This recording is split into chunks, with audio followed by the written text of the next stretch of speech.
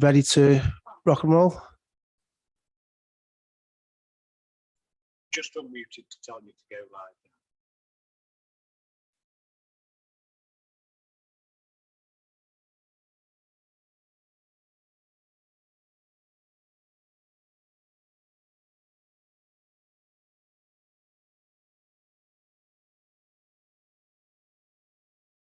You ready to go? Live.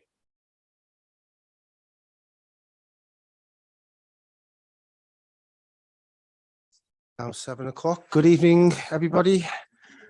Welcome to the Licensing and Public Protection Committee meeting being held tonight, which is Tuesday, the 18th of October.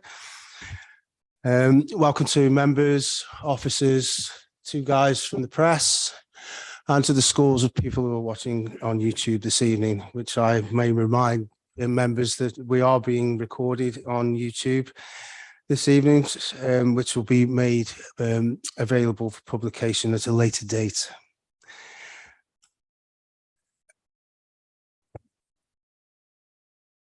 May I start by asking members if they wish to speak on any of the matters tonight, could they raise their hand and use their microphones when speaking, please? Okay, come to tonight's business. Part 1, licensing. Item 1, apologies. I have been made aware of apologies from Councillor Skelding and that Councillor Hutchinson is substituting for him this evening. Are there any other apologies? Councillor David Allport and Leslie Richards. Thank you, Councillor Diamond. Item 2 is declarations of interest in relation to licensing matters. Do any members have any declarations of interest in relation to licensing matters? No. Okay, we'll move on to item 3 then, minutes of the previous meeting. The minutes of the previous meeting can be found on pages 5 to 8 of your agenda pack, which took place on the 28th of June 2022. Are members content that these can be taken as read? Okay, no objections there, so thank you for that. On to item 4, which is the first piece of business this evening, which is the Business and Planning Act of 2020 update. This report can be found on pages 9 to 12 of your agenda pack. I would now like to pass you over to Matt, who will present this report and explain it more in detail. Thank you, Chair. Good evening, members. The first report for you this evening is just an update for you, really. I'll take you through a little bit of the background just so everyone's aware, but it's really just to note. In 2020, in the midst of the pandemic, when hospitality was opening up, the government put in a couple of, more than a couple, several measures in place to help businesses and hospitality get back on their feet. Within the Business and Planning Act, there were 2 main aspects that affected sort of licensing regimes. One was the implementation of something called pavement licenses, which allows for a sort of a quick process, light touch ability for premises to have street furniture for either the service or the sort of consumption of food and drink outside their premises. And the other one, it was called sort of an off sales easement or exemption, which related to premises that sell alcohol being allowed to make deliveries when they wouldn't normally be allowed to, or to sell alcohol for consumption off the premises where normally they would only be able to consume it on. So that came out in July 2020. As the pandemic sort of wore on, and it lasted longer than I think many people sort of hoped, the regulations were extended for a further year. So instead of running out in September 2021, they ran out in meant to run out in September 2022. Then again, as it drew on a bit longer, the government and the country saw the benefit of the pavement licensing regime. And what government are seeking to doing is make it a permanent licensing regime rather than just a temporary measure that they brought in originally. And that's contained within the Levelling Up and Regeneration Bill, which is going through the houses at the moment. So that they're proposing that as part of that legislation, there'll be a permanent pavement license regime, which will replace the current one with a few amendments, but essentially it'll be the same idea. So to allow the bill to go through, they've again extended those provisions, temporary provisions, until the end of September next year, 2023. So nothing's really changed, except they're just allowing it to roll on for another year, pending the new legislation sort of going through. The second element, which I've called the off sales easement, that was in relation to premises, primarily pubs really, that sold alcohol for consumption on the premises, to also allow them to sell alcohol to be taken away and to make deliveries. The government extended that from 2021 again to 2022, and they've again extended that to now 2023. That's not contained within the new legislation, but they are committed to looking at how they might amend the Licensing Act to allow some sort of minor application to allow premises who might want to make that facility available permanently. So again, not much has changed. They've extended it to next year, and they're looking at how they can take it forward in the future. So today, the proposal for members is just to note that those measures have been put in place and extended. And then if there are any questions, I'm happy to answer them. Thank you, Chair. Okay, thank you, Matt. Do any members wish to speak or comment on this? Councillor Whelan. Matt, could I ask a question? Does this apply at all to situations where pubs have actually used part of their car park to put tables and chairs outside? There's no license required for that, is there? So they can have, if they didn't have it before and they had it during COVID, they can still continue with that. The pavement licenses are for public highway. So if a premises wants to have tables and chairs outside on the street or the pavement, that is when they would require a pavement license. If they own their land or the land is owned by someone else and they use it, then that's not captured by pavement licensing, and they'd need landowner permission and potentially planning if Right. and things. But no, this doesn't cover that. Right. The only reason I was asking is it might cover planning then, because there's usually so many parking spaces required, isn't there? Sorry, For a public house or sorry, say again. there's usually so many parking spaces required to provide a license for a public house. So it wouldn't. There's nothing covered in the Licensing Act that deals with parking at all. Some premises do offer car parking, some don't. Okay. They may have restrictions under their planning permissions, but it's not something that's captured by anything that we will deal with. Thank you.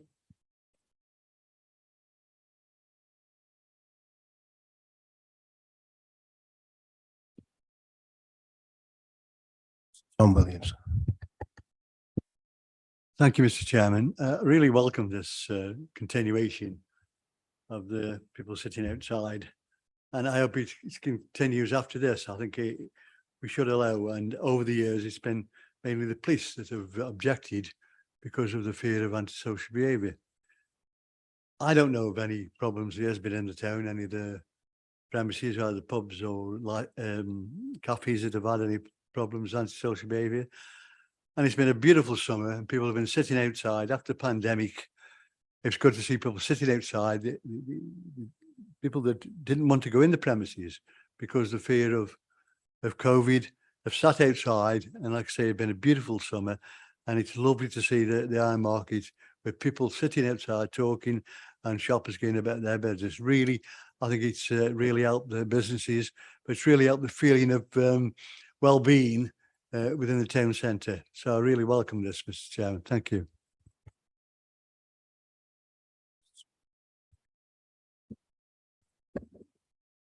Thank you, Chairman. I entirely agree with John. I think the iron market on a sunny summer's day, when there's people both sides having a drink, having lunch, there's no unpleasantness, nothing, and you look up the iron market with all the sort of Georgian architecture and the trees, all those people outside a bit al fresco, they look absolutely fantastic. And I think it's something that should carry on forever, personally. Thank you. Wish to speak? Nope. Okay then. Can members note the proposed amendments to both the business and planning and the payment license to be granted to expire on 30th of September next year? Are we agreed on that? Yeah, I think that's unanimous there. Okie doke. Item 5 is the minutes of the licensing subcommittee meetings. These minutes can be found on page 13 to 20 of your pack. I personally have read these minutes and I couldn't find anything untoward. Do any members wish to pull me up on that? No. Okay. Can we agree that they are taken as read then? Yeah, I think that's definitely carried. Okay then. We'll come to part 2 unless any members do wish the 5-minute break is a thing of the past. No, I didn't think so. So part 2 is public protection is open. We come on to item 6, declarations of interest in relation to public protection matters. Do any members have any declarations of interest regarding public protection matters? No. Okay, we move to item 7, which is the Food Safety Service Plan 2022-23 and review performance in 21 to 22. I would now like to pass over to Jill, who will present her report and take us through this item. Thank you. Members, this is an information report to make the committee aware of the work planned by the food and safety team this year, along with a review of last year's performance. It's a specific requirement of the Food Standards Agency that we have a service plan in place for this service and that it is reported to elected members. So just by way of background, the Food Safety Service has a duty to maintain a register of all food businesses, to implement a programme of risk-based inspections and interventions, to provide advice to businesses, to investigate complaints about unhygienic premises and food poisoning outbreaks, and to carry out appropriate enforcement actions. So moving on to the plan itself, a key item to note in that is that we have 1,067 registered food premises in the borough. This figure does go up and down, as you'll see from the previous years, obviously as premises open and close. Each of those premises is risk rated from A, which is the highest risk, through to E, which is the lowest risk. And that is based on the types and quantities of the food produced, the types of customers, and also their compliance with food hygiene. So that risk rating from A to E determines how frequently the premises is inspected. And that ranges from every 6 months for an A premises to 3 years for an E-rated premises. And that then drives our inspection programme that we have for the inspections and interventions. So looking at it on page 8, table 3.1, it identifies that means we have 397 inspections due this year, and we aim to carry out 100% of those. Each of those inspections generates a food hygiene rating scheme score for that particular premises. And it rates the premises from a 0, which is very poor, through to a 5, which is very good. And hopefully you do look out for those food hygiene rating scores when you visit food premises. The table on page 9 of the plan gives a breakdown of the scores in the borough, which does show a good picture that the majority are have a score of 5.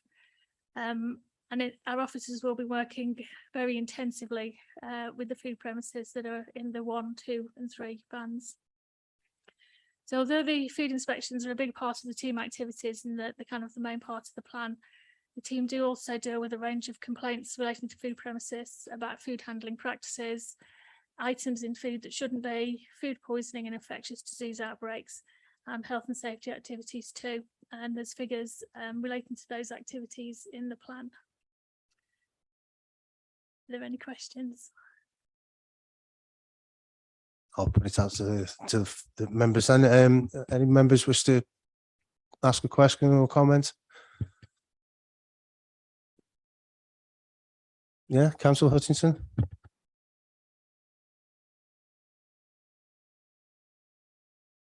Can you use your microphone, please? Yeah, just wanted to check, when you do a visit, is it an arranged visit or do you just turn up?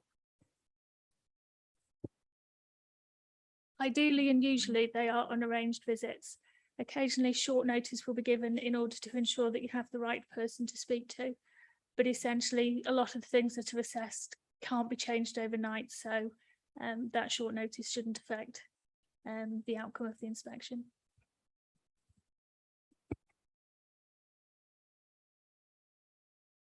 Speak. Councillor Worthing. Just to comment, looking at the dates from and the number of complaints from 16-17, which was 232 down to 21-22, it evidences that close monitoring by this sort of report is very helpful in reducing problems. Happy with that, Jill? Yes, thank you. And I think the food hygiene rating scheme is useful in that respect because it's got more publicity and so people do look out for that. And in itself drives improvements.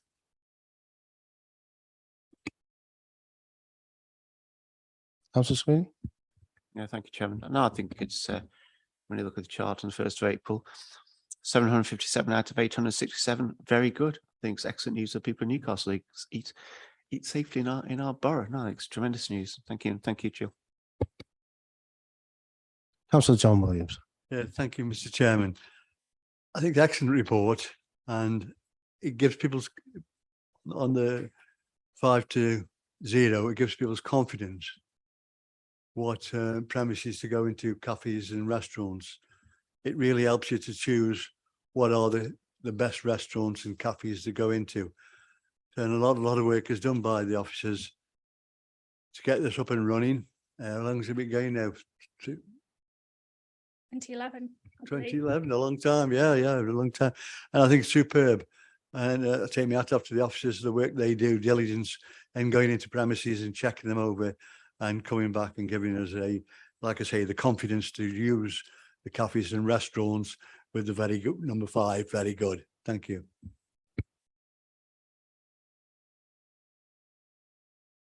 Speak. Oh, well, with the comments I've heard from members this evening, I can fairly say that our members happy to receive and endorse this new Food Safety Act. I think everyone's unanimously put that through. Okay, thank you. Okay, we move on to item 8, which is the Public Protection Subcommittee Programme. Now, I'm sure members have really engrossed themselves into reading this. Matt, if you would like to come in and put this report forward, please. Thank you, Chair. Thank you for your kind words in relation to this report. As members will no doubt be aware, from 2018, before 2018, I should say, all taxi driver matters came to the full committee. So they would come to an evening like this where we discussed policy, and they would then also have their applications heard 6 or 7 in an evening on top of this. So officers felt that wasn't probably the best use of the committee's time, and for the drivers as well, or the people in the trade. So we instigated a subcommittee arrangement, much like the Licensing Act for pubs, but for taxi drivers. And we started that in May 2018, and it seems to have gone really well, really well. And as way of a bit of background, when we first started it, we put in place how many members would need to attend, set a quorum of how many members needed to be there for us to run the meetings, how many matters we'd hear under each meeting, the frequency, and then also obviously the most interesting bit as to who's sitting on which committee when. Since May 2018, we've run these sorts of subcommittees roughly every 3 weeks, and certainly alongside the taxi policy that we instigated in 2019, brought a lot of matters to light, a lot of matters for reconsideration that had been looked at previously, but under maybe fresher eyes with a newer policy in place. And what we found as we're coming to the end of the 3 years we've had this current policy is that the business is dropping. mainly because we've considered everyone now who would have needed considering again. And also that there are other matters and other ways and means of us dealing with certain applications and matters without coming to members, and members have approved those in terms of enforcement and compliance actions to how we deal with those. So what I'm proposing, or what officers are proposing today, is three things really. One is we're looking to reduce the frequency of the meetings from every 3 weeks to monthly. Certainly based on the amount of matters we've got at the moment, that seems to be absolutely acceptable. There wouldn't be anybody waiting, we wouldn't be overrun. The second is that we would be asking members in the table at 2.5, I think, to note when their proposed attendance would be, and thirdly, if they are unavailable for any reason, to notify Democratic Services as to a available substitute, in order that we can make sure that we're quorate for those meetings. We do have the availability or facility to add extra meetings if needed, but conversely, if there's no matters to be heard on a meeting, we're not going to have it, and we can cancel that until the next month. I mean, unless there's any specific questions, Chair, I'm hoping we can propose the report to go ahead. Thank you, Matt. Do members have any questions or comments? Oh, I don't see any hands. So are members happy to take this report as the recommendation and approved? Yep, everybody's agreeing on that. Thank you. Okay, item 9 is the proposed amendments to taxi licensing policy 2021-2025. This report can be found on pages 45 to 138 of your agenda. I'll pass back to Matt, who will present this report for us. Thank you, Chair. Yes, again, as members will know, the council have their own taxi licensing policy. The last huge review that we did was in November 2019, when the current policy was implemented, which was a widespread change on what had gone before it. We have 2 minor reviews since then, first in January 2021, and the reason for that was the Government Department for Transport issued some statutory guidance that we had to have regard to, and members determined that we implement that into the policy. And the second one was in February of this year, where officers recommended that a BTEC vocational course, which was a driver requirement, was removed, primarily because the other courses and other tests that we have, officers felt did the same thing, and the course is no longer run in many places, and certainly not anywhere locally. We can review the policy at any time, although we have undertaken that we'll review it at least every 5 years as a minimum. It is quite a fluid regime, so things change, and we need to make sure that the policy keeps up with that and is fit for purpose. Contained within this specific report, there is a number of amendments that we're asking for. I don't propose to go through each of them line by line, but I will cover the main ones, and then obviously I'll be able to answer questions if there are any from members. The primary reason for bringing the report and the proposals to amend the policy relate to our disability equality training that we currently have an external provider for. All drivers have to undertake it at least once, whether they're new or the first time that they had their renewal application after the policy came into place in November 2019. As members heard at the last committee in June, there's a new piece of legislation come out, which has amended the Equality Act, which has placed a lot more duties and responsibilities on taxi drivers, on operators. And we felt that because of that, drivers may need a refresher on the disability equality awareness and their responsibilities, much like the safeguarding training that they undertake every 3 years. And it also highlighted in a review that our private hire operators currently didn't have any training that the council mandated. So there was no knowledge really from ourselves as to how much operators knew what their responsibilities were and their duties were towards passengers. So we're also proposing that those people who hold private hire operator licenses also undergo the training as well when they undertake a new license or a renewal of a license. That's the primary reason why we're coming, and what we would hope to do, although it's not a matter for policy or necessarily for the committee, is what we would hope to do is amalgamate our disability equality training with our safeguarding training, which would assist the drivers in they'd only have to undertake one course rather than two. The overall cost would be cheaper than them undertaking both of the two training courses separately. It does mean that there are people who aren't currently doing the training, they would have to undertake it, so it would be a small extra cost for them. But the price we're currently looking at the moment is £48 inclusive of VAT every 3 years or 5 years, depending on the license type. So we don't feel like that's particularly onerous, even with the current sort of financial circumstances. If there's anything specific in the table at 2.7 that members would like me to go through, I'll happily go through it, but most of it is to clarify matters where we're missing a timescale perhaps, or there's one for a condition that is sort of irrelevant for where it is, so we've looked to remove that.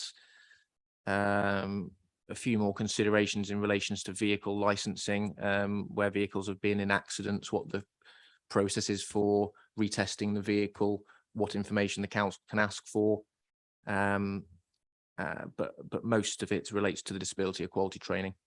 So what we are proposing to members is to look at that table at 2.7 and also the information that is contained in Appendix 2 attached to the report, which is the track changed policy, which deals with the amendments in the table line by line. We're asking members to approve that policy document, and if that was to happen, to also agree the proposed implementation dates. What we're suggesting is the joint training to be implemented from the 1st of January to allow us to confirm and procure a suitable provider, and all of the other proposals are implemented with immediate effect. So yes, unless there's any questions, Chair. Thank you. Okay, thank you, Matt. Any members wish to ask any questions, comments? Councillor Brown? Thank you, Matt. I'm interested in the combining of the safeguarding and the disability awareness training. Could I ask you how long that training is? And are there any sort of tests or exams at the end of it to ascertain as to whether the drivers have received the knowledge? Thank you, Councillor. Yes, in the safeguarding training that's currently standalone is approximately an hour. There isn't a specific test or quiz at the end of that. The disability equality training is 2 to 2.5 hours. There is a small quiz at the end there where the drivers will be tested that they've understood or taken in what they've had before them in that session. One of the benefits of us amalgamating it is, if we are able to do that, is that we'll have one provider that already does our disability equality training, hopefully, and we'll be able to introduce questions and tests to cover both of the aspects. Externally from that, for every new taxi driver that we have, they undergo something called a taxi knowledge test, and within the taxi knowledge test, which is dealt with in the policy, there's a number of topic areas, and each driver has to pass each individual topic area. So one is safeguarding, one is disability, but there's also highway codes, law and legislation, working out fares, and a couple of others. So they do get tested one way or another.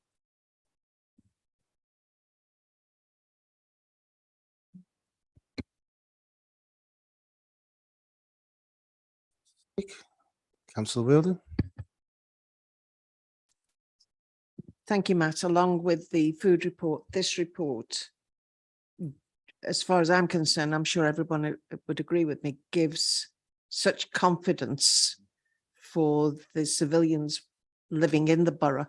Those two things together, good healthy food monitored, and the taxi and transportation of people who don't have their own transportation, are so important. And this is a superb report. I particularly commend the review of the policy, whilst although being formally reviewed after 5 years, has a proviso in there that it can be reviewed under certain circumstances. And I think that is very important to have. So thank you, Matt.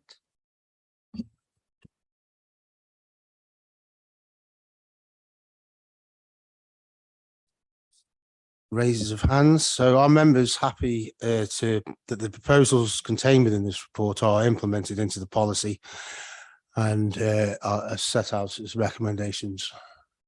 Yes, everyone's agreed. Thank you. Moving on to item 10, which is the Public Space Protection Order, Public Consultation Update. This report can be found on pages 139 to 188 of your agenda pack.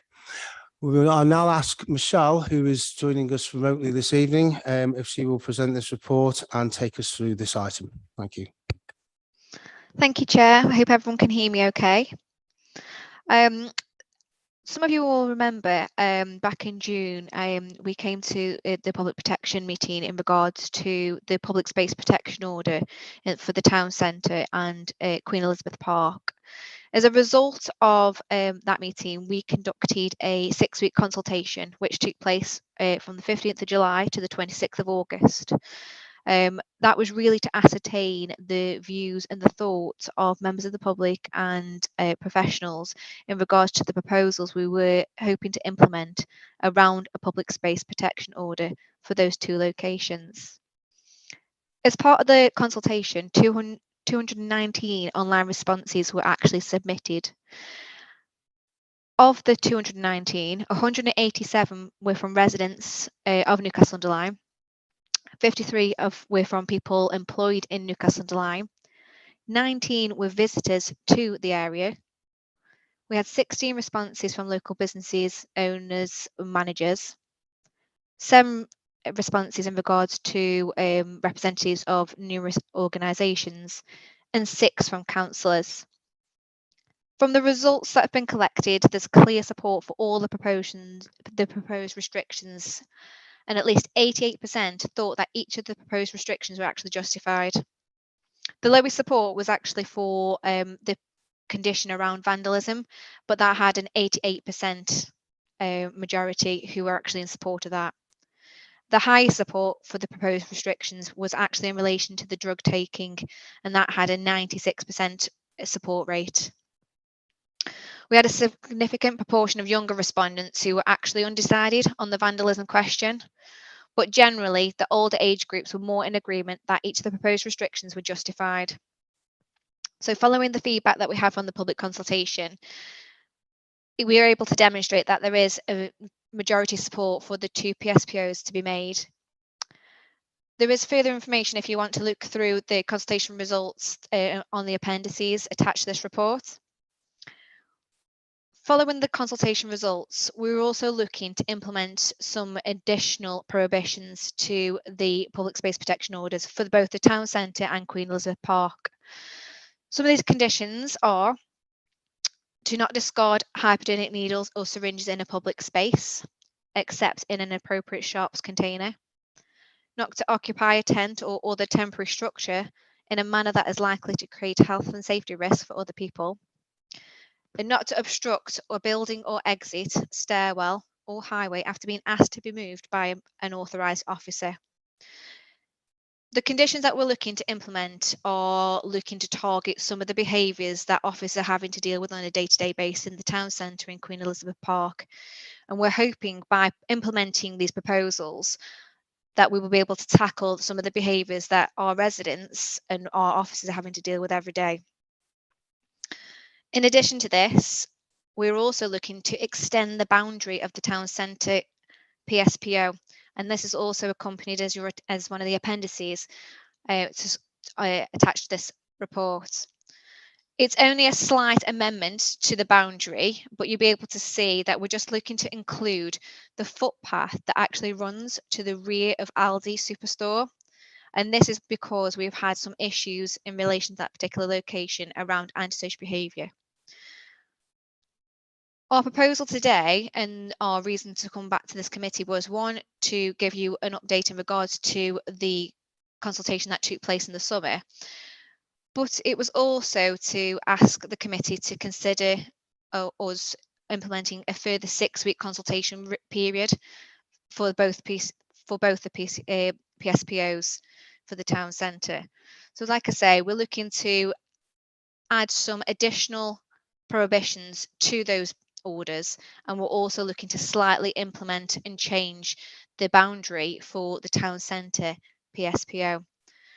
Following this final 6 weeks consultation, we're hoping to have the orders implemented, and that will allow the local authority to then look towards enforcing these PSPOs which are actually in place.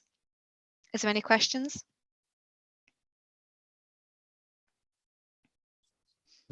Michelle? Councillor Sweeney? Yeah, thank you, Chair and Michelle. Yeah, I absolutely support every one of these items. I think the worst support you said was 88%. Well, 88% is a pretty high percentage as far as I'm concerned, and I can't see. I personally can't see anything wrong with supporting every single one of them. It's an excellent piece of work, and well done, Michelle. Councillor Mrs. Gilda Williams. It's a great idea, isn't it? But actually, when we move individuals from the town, do we actually know where they go? When they've been in the park or wherever, do we actually know where those individuals are going to when we move them on? I mean, mostly they go under the bridge in Cross East, on the railway bridge, on the pathway. You know, that's not an ideal situation because we're just moving a problem on, aren't we? So is there some way where these people can be dispersed safely somewhere? I mean, they've got problems, haven't they? They've got drink and drugs. So where do then people go if they're homeless? You know, they can go in some other area, aren't they? So we're just moving a problem on, aren't we? You know, so Chair, I can answer that question. So obviously, the PSPO is obviously a small piece of work that we're looking to implement that will help to allow us as officers and the police to actually target some of the behaviours we're seeing in the town centre. But what this also goes alongside some of the other elements of work that are being done. So obviously we have enforcement work that is going on around some of the individuals in the town centre. And we also have enforcement work going on around individuals who cause problems throughout the Newcastle-under-Lyme area and in the whole borough. What we're trying to do is, the PSPO is just one element of that. If there's issues elsewhere in the borough, there are other measures and other powers that we have available for us to utilise to target some of those behaviours. Obviously, we rely on people reporting these things in to the police and to the antisocial behaviour team at the local authority so that we can actually look at putting some work around that.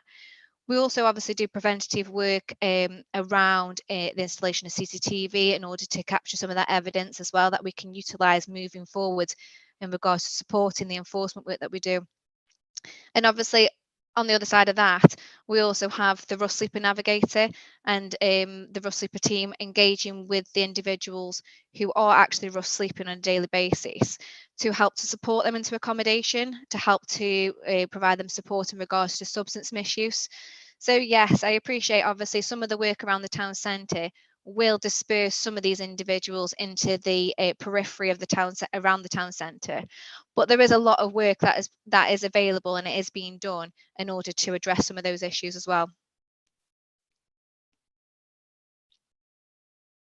Oh, Jill, do you have a follow-up? I would like to come back, but the question hasn't been answered. Where do we disperse these people to? When the police move these groups of people on, do they follow them to see where they're going to go, or do they tell them where they're going to go? Michelle, can you answer that?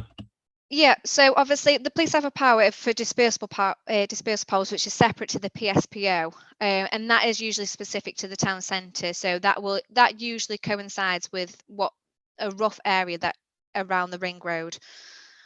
Obviously, at that time, the police use that particular power because of the issues that are being caused in the town centre. If that person was then causing issues outside of that area, then it's up to the police, obviously, to utilise the powers that are available to them to challenge that behaviour. And likewise, if it's in regards to antisocial behaviour and it isn't actually a criminal matter, then it would be down for obviously us getting reports in for the local authority to challenge that behaviour as well. And we can look at injunctions. We can look at injunctions that cover the whole borough, but obviously we have whatever the prohibitions we put in place in regards to these individuals, they have to be relatively relevant in regards to the actual problems that they're causing. So we can't just ban people from the borough in its entirety, because obviously we have to be able to prove and provide evidence to justify such cases.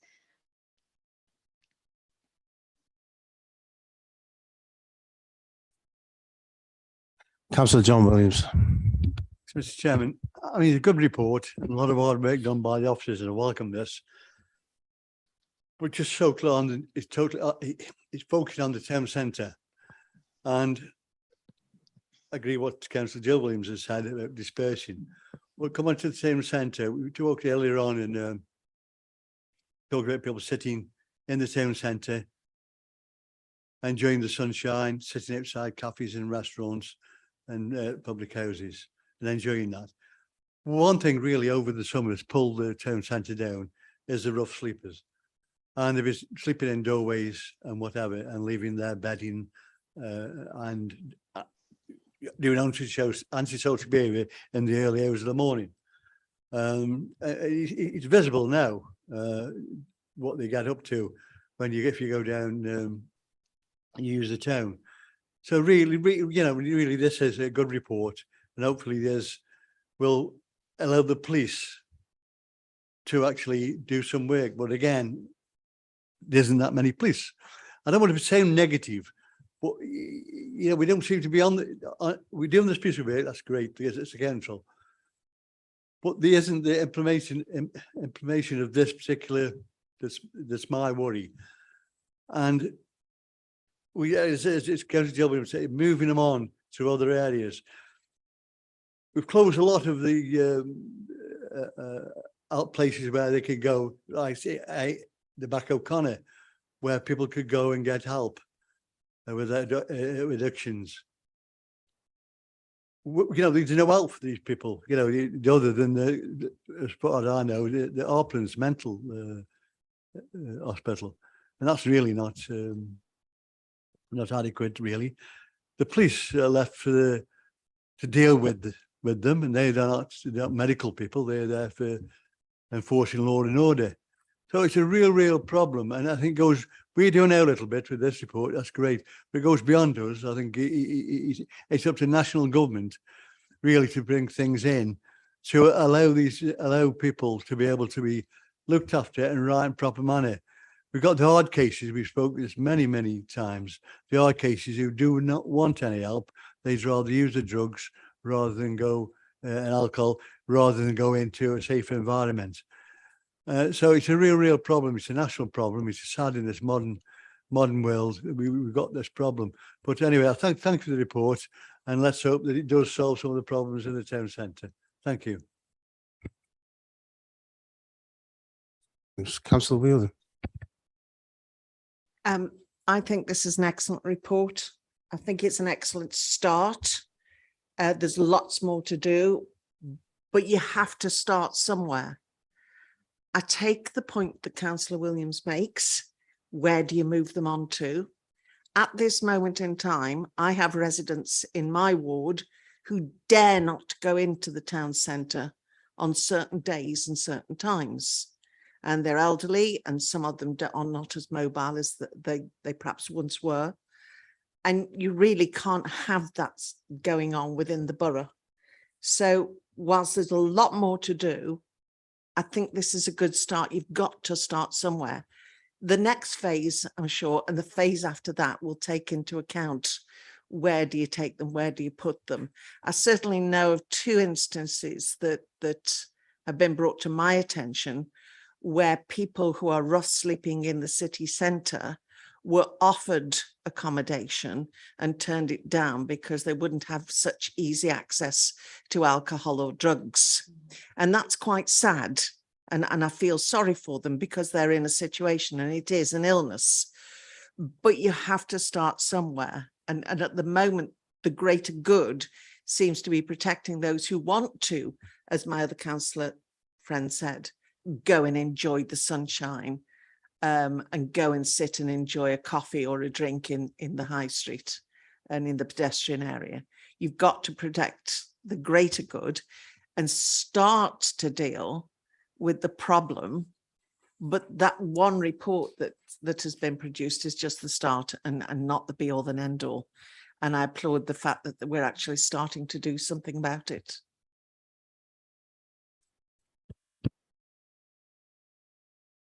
Any other members have any questions, comments? No. Michelle, is this something that you could look at possibly in the future going forward with regards to Councillor Jill Williams' comment? Because to be fair, I feel that she does make a valid point on that. Yeah, absolutely. I'm more than happy to meet with any of the ward members in regards to any concerns or issues they have in their relative wards, and it perhaps but also be relevant for any members or to make an approach to the rough sleeper team and the rough sleeper navigator to find out some of the support services that actually are being offered to some of the individuals that are causing some of these issues in the town centre.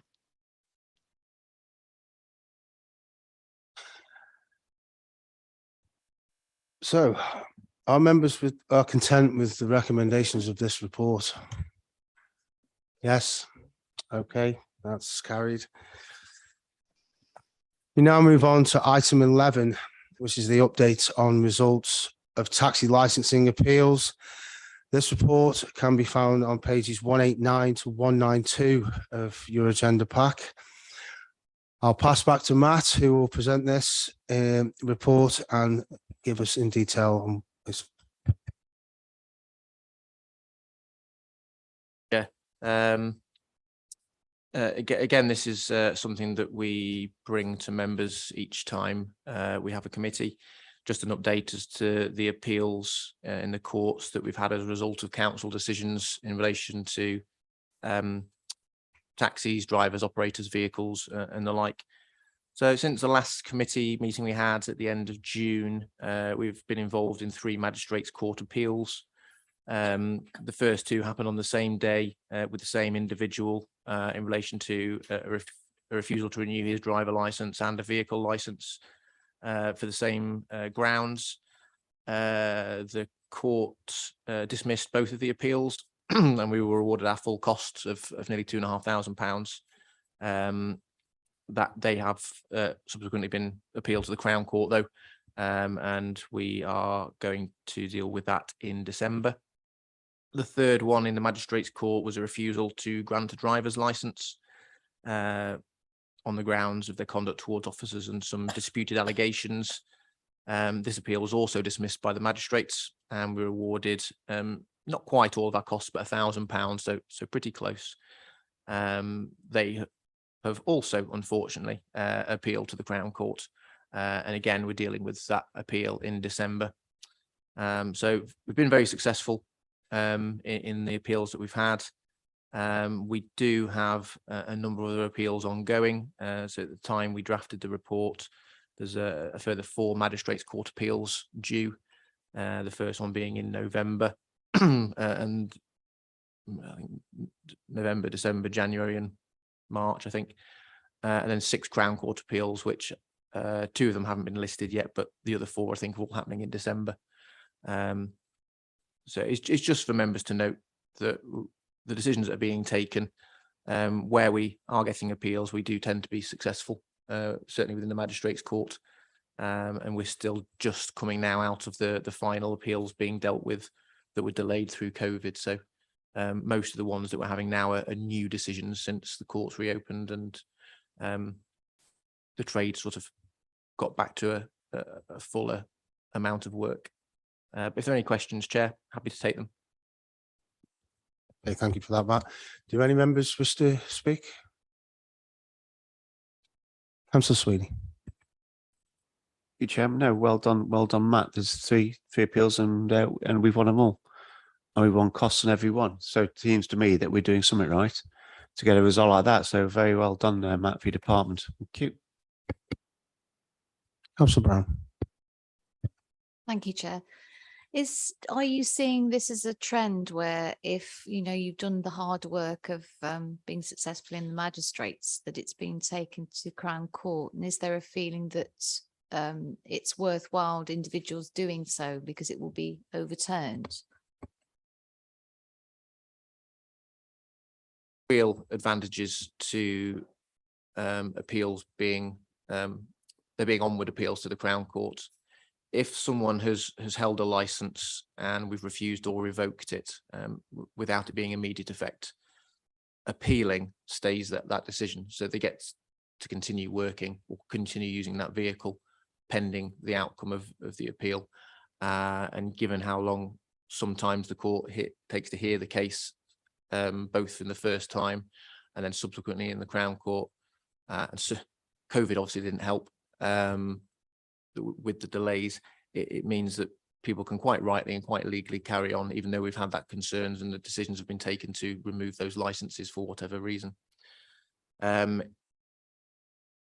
It's not expensive to appeal, so there's no real financial barrier to them doing that, particularly if they are allowed to work for another 6, 12 more months from the decision that's been taken. But yes, there is also obviously the chance that we're successful at Magistrates Court, but we may lose at Crown Court. We haven't seen quite so many people go to Crown in the years preceding up to COVID. Everyone that we've won this time seems to want to appeal to the Crown Court, and my gut suggests that so they can carry on working with the off chance that they might be successful. But if they're unsuccessful, not only do we make an application for our full costs, they obviously also have to pay their representative as well, and they'll have to pay their representative regardless. And even if we do lose, case law suggests that we should only have costs found against us if we've done something that's completely unreasonable. So unless the court can find a reason that we've done something completely unreasonable, we shouldn't have costs made against us as a barrier to us undertaking our sort of regulatory duties and taking those decisions. So yes, it's more Crown Court appeals than we're used to, but generally speaking, they're on the same basis as what the magistrates have heard, unless any further information has come to light. It's just that period of time, pattern of time, that sometimes drags it out a bit from having a final decision. Do you have a follow-up, Councillor Brown? Yes, I do, Chair. If they transgress during this period that they're waiting for the Crown Court to hear their appeal, does the council suffer any liability?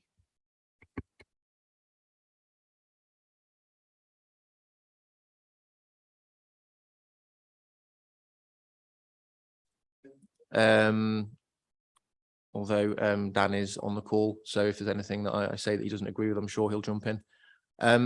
No, the council have made a decision. The driver or the licensee has exercised their legal right to an appeal. If something else happens, then in terms of the appeal, we can use that as evidence, as further evidence that the person is unsuitable or the vehicle is unsuitable. That may not help depending on what's happened. But there's nothing that we can say, because we've taken our decision. We believe that person or that vehicle is not appropriate to be on the road or to be working. And just because of how the legislation and the appeal system works, I don't think there's anything that we could particularly be held liable for. Thank you, Matt. To speak? I see not. So are members happy to note the contents of this report and approve them? Okay, that's carried again. Now come on to item 12, which is the minutes of the Public Protection Subcommittee meeting. These minutes can be found on page 193 to 194 of the agenda pack. Again, I've read them. I can't see anything untoward. If any members wish to correct me, then no, it doesn't appear so. So can members take them as read, please? Okay. Item 13, which is urgent business. I've not been made aware of any urgent business. I don't think there is any urgent business to state. So with that being dealt with, that concludes the business for this evening. So I thank members and everybody for their attendance and participation tonight. Wish you a good evening, and we will reconvene at the next meeting, which is Tuesday the 13th of December. Have a good night.